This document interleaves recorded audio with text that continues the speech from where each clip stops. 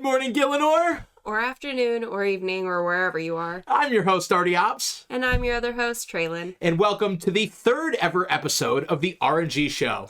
Also known as the Runescape News Guild. All right, gamers. So this episode is going to be a little different than usual. We did it. We have our tickets. And if you don't have yours, they are going quick. So get on it. Thankfully, we have a fairly slow news week, too, because instead of talking about the latest and greatest in old school RuneScape, we're going to be talking about all things RuneFest 2026. Yes, we are. And more specifically, we're going to be talking about it from the perspective of people like us coming from the US that are trying to figure out the best way to get tickets, flights, hotels, and all the other shenanigans that we have planned. Exactly. Well, we are going to start off covering all of the information available about this event. Later in the video, we're going to get into the travel side of things and where to stay depending on the vibe that you're looking for and what all the other things are available to you when you're not busy nerding out at the NEC. We are really excited for RuneFest, but this is also our first time in the UK, so we want to take advantage of all the options we have and see as many things as we can while we're there. I'm sure many of you are feeling the same way, and that's why we decided to put this week's video in this format. Yes, and now we are about to dive in, but I just wanted to quickly say that we really appreciate every single one of you who's been taking the time to listen to us yap. This is, like I said, the third episode of RNG, and our goal is to have a totally old school RuneScape focused news show. We're super excited for the future and would love your help in shaping it. If you have any feedback, please leave it in the comment section. We want to know what you're loving, what you hate, and everything in between. I know personally, one of the gripes I have, and I keep talking about it, is this green screen that we're using. Kind of makes it hard to make this look professional, so I know when you guys are watching, it kind of looks a little funky, but it's something we're working on actively, and we'll make sure everything gets updated. So thank you for bearing with us in the meantime. Yeah, and as always, we really appreciate you being here, and make sure to subscribe to stay tuned and up to date on all things RNG. Let's get into the video. Okay, sounds good. First things first, we're going to start off with the basics of the event. RuneFest 2026 is going to take place in Birmingham, England at the NEC and NEC, or National Exhibit Center. The dates are October 3rd and 4th for RuneFest, and the tickets are live. They went on sale this morning around noon Eastern Standard Time. This gives you roughly 6 months between now and then to get all your travel planning and ticket purchasing done. Now, while this does sound like plenty of time, it's going to come up quick. And airfare is going to continue to increase in pricing, so make sure you're getting everything figured out sooner rather than later. Yes, and this event sounds massive. Jagex is pushing this as the biggest RuneFest yet for the 25th anniversary of the game, with 6,000 attendees, 2 grand stages, the Golden Gnome Award Show, new skill chip challenges, a new questing feature, and more immersive zones, and a whole lot more going on across the weekend as a whole. Yes, and that sounds awesome because we're flying all the way to the UK for this, and I want to be kept busy. Me too. While we don't have an actual program of events yet, it sounds like there's going to be a ton of stuff to do, and for pretty much the entire 2 days. Yes, it does. And so let's first talk about tickets. The standard ticket is €210, and the gold tier is $375. With the current conversion rates, that's roughly about $280 and $505 USD respectively per ticket. That standard ticket is already worth it as it gives you access to both days of the event, plus a goodie bag full of RuneScape goodies. And the gold tier offers some pretty cool perks, but it is definitely not required. You'll net yourself an upgraded goodie bag that comes with the exclusive gold-trimmed rune armored figure, which looks really cool. Yes, it does. You'll also get a discount on merch at the event, early access to merch, reserved seating at the front of the main stages, and priority booking for the LAN party, meet and greets, and more. Is it worth it? Depends on who you are and what you're really looking for, but also how badly you want to flex that gold trimmed rune armor's figurine, right? Yeah, exactly. And like I said, as tasty as that gold tier looks, this trip is going to be expensive as it is. So I think I'm personally satisfied with that standard tier ticket. Now, moving on, let's answer the big question. How the hell are we going to get there? That's a good question, and we'll assume you've already got a plan to get your passport if you've made it this far. There's 2 realistic options that we've found. Yes, and option 1 is flying directly into Birmingham. Depending on where you're coming from, this option might be a little more costly, but it will be the easiest, cleanest, and least annoying version of this trip once you land. The catch is you're probably doing it with a connection because Birmingham Airport is currently one of a one-stop US airport than a direct one. Their own guides call out one-stop options through places like Dublin, Amsterdam, and Paris. While layovers and connections are never fun, it will be worth it when you touch down. Birmingham Airport is literally right next to the NEC, and I'd say it's in walking distance, but you don't even need to do that. There is a free air rail link that takes about 90 seconds. The Birmingham International Station is right there, and the event center is less than a 5-minute walk from that station. It is almost absurd how convenient that is. Now, that option is a little bit pricier, but if you're just here for RuneFest, you don't have to worry about renting a car, gas, or anything like that, so maybe it evens out. Traylon, can you tell us about option 2? Absolutely. Option 2 is here where you fly into London Heathrow Airport. This option is going to be meaningfully cheaper when it comes to that flight, but you will have extra travel time. It's roughly a 2-hour drive to the NEC from this airport, and you're going to have to account for the public transportation or car rental and gas if you go that route. Exactly, and that's not to say it's a bad option. We're just trying to, show you what you're signing up for. Heathrow to Birmingham by train can be a few hours depending on the route, with faster services being a little over 2 hours. Birmingham Airport is definitely a better option for those just trying to get in, enjoy RuneFest, and leave. Anyone looking to explore the UK or do some sightseeing like us, I think the London option might be best for you. We haven't exactly made a decision one way or the other just yet, but we do plan to get in a few days early to explore and enjoy our first experience in the UK. Yes, we do. So if you want the easiest, least stressful version of the trip, aim for Birmingham. If you find a much cheaper London flight and don't mind the extra moving parts, that's the other lane. Yes. Now, obviously, there's a few options here, especially if you're coming from different parts of the world. But like I said, we're looking at this from the perspective of US-based travelers, and these are the two most realistic options that we could come up with. So if you see something better, go for it. All right. Let's talk hotels. And I think the best way to frame this is pick your hotel based on what kind of trip you actually want. Yes, and we don't want to make things overcomplicated here. You essentially got 3 lanes to go with. Lane 1 is the convenience lane. This is for the people who want to wake up, roll out of bed, and basically be at RuneFest already. Yeah, and if this sounds like you, then you're going to want to stay near the NEC or the airport. Some options that you can look at include the Ibis Budget Birmingham Airport NEC, Ibis Birmingham International, Ibis Styles Birmingham NEC and Airport, Novotel Birmingham Airport, Hilton Garden Inn Birmingham Airport, or Crown Plaza Birmingham NEC. Those are all names of hotels, by the way.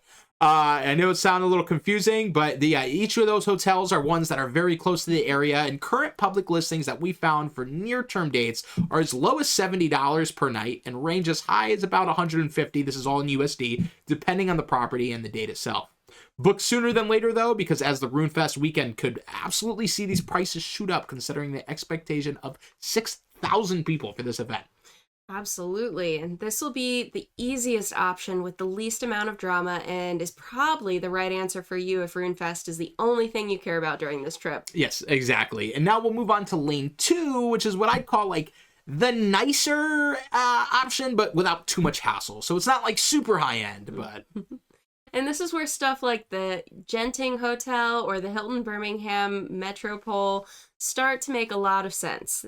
The Genting Hotel puts you right in Resorts World, so you've got restaurants, bars, shopping, bowling, cinema, all the nighttime life, fun stuff right there. The Metropole is right by the NEC with more of that full hotel feel. Exactly. Now, if you guys get the chance, just go and Google Resort World. It looks like a hell of a lot of fun, so...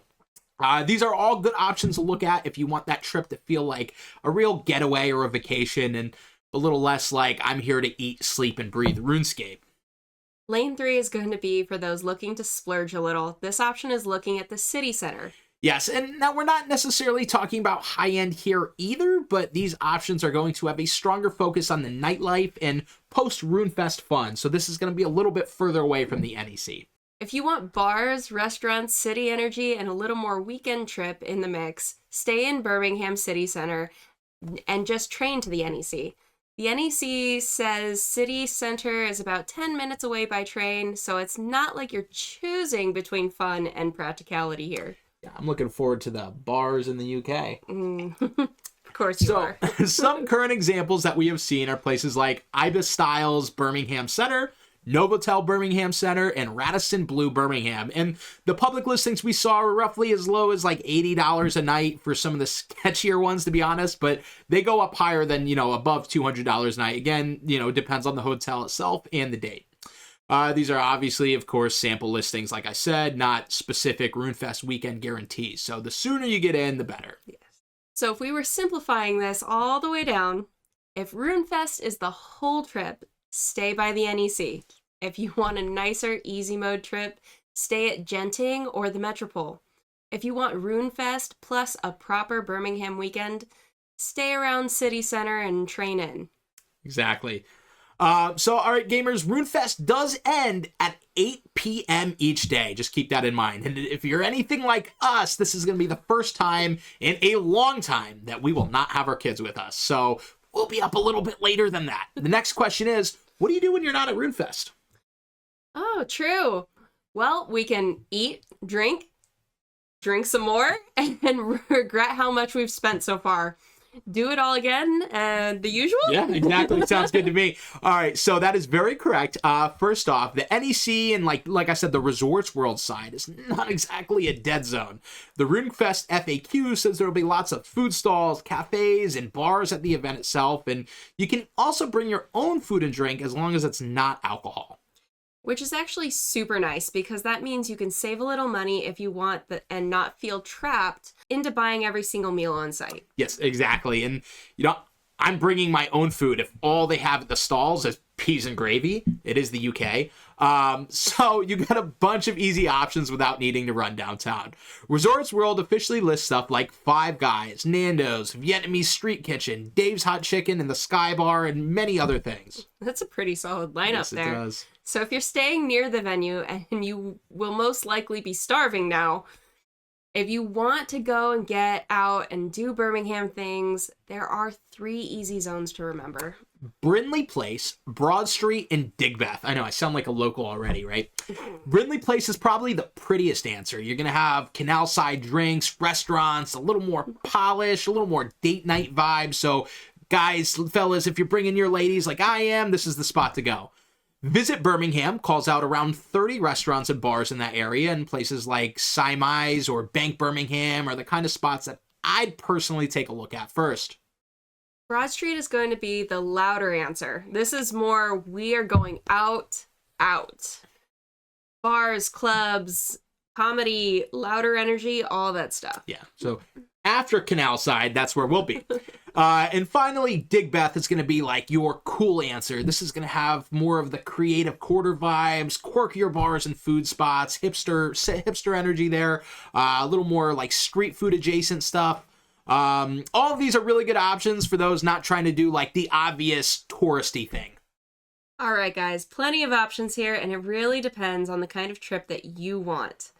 Stay local, keep it easy, or go to the city and make a whole vacation out of it.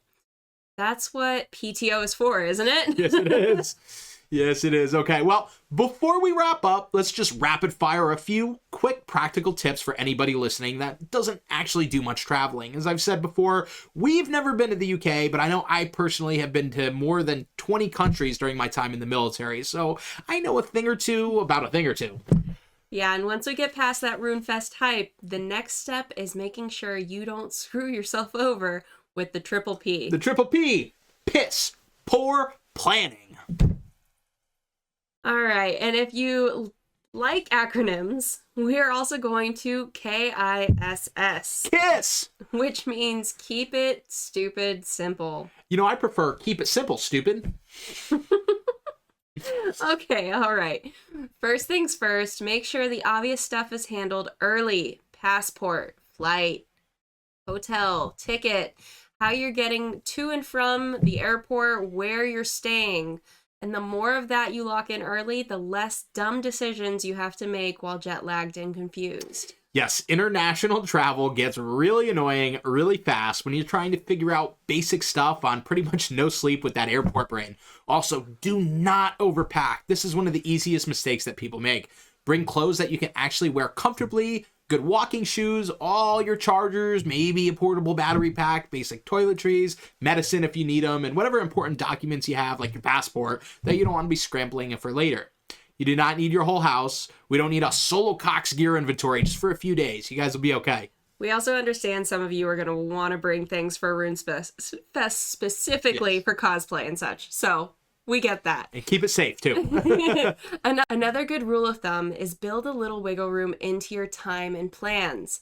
Don't try and show up at the airport 40 minutes before the flight like we have before. Yes, we have. Flights get delayed, bags get lost, lines are long, layovers get weird, people get tired, and your brain turns into mush after enough traveling. Just give yourself some breathing room. If you're staying in the city center instead of near the NEC, make sure you know what time your trains are, your return options, how late they go, what the plan is before you're exhausted with a couple wizard mind bombs in you. You know what I'm saying? Also, keep your money situation simple. Set a budget, know what card you're using, let your bank know you're traveling if needed, and don't count on every little thing going exactly to that budget.